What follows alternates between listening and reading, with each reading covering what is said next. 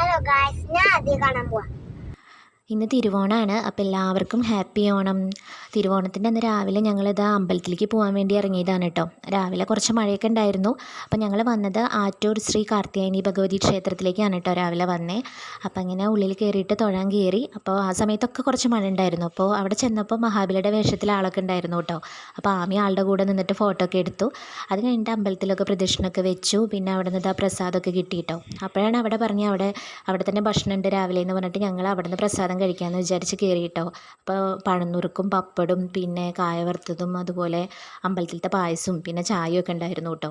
അപ്പോൾ അതൊക്കെ കൂട്ടിയിട്ട് ഞങ്ങൾ അവിടുന്ന് പ്രസാദമൊക്കെ കഴിച്ചു. അത് കഴിഞ്ഞിട്ട് ഞങ്ങളുടെ ഇനി അടുത്ത പ്ലാൻ എന്ന് പറയുന്നത് ആറ്റൂർ ഈ അമ്പലത്തിൻ്റെ അടുത്ത് തന്നെയാണ് ആദിയുടെ അമ്മൂമ്മയുടെ വീട്, മീരയുടെ വീട്. അപ്പോൾ അവിടേക്ക് കയറിയിട്ട് ആദിനെ കാണാനുള്ളൊരു പ്ലാൻ ഉണ്ട് കേട്ടോ. കാരണം ആദ്യം ഇനിയിപ്പോൾ കുറച്ച് ദിവസം അവനൊരു ട്രിപ്പ് പോകുന്നുണ്ട്. അപ്പോൾ അവനിനി കുറച്ച് ദിവസം കഴിഞ്ഞിട്ടാണ് കാണാൻ പറ്റുള്ളൂ. അപ്പോൾ ആമിയും ആദ്യം അങ്ങനെ കണ്ടു. അപ്പോൾ ഇനി അടുത്ത വീഡിയോയിൽ കാണാം. ബായ്.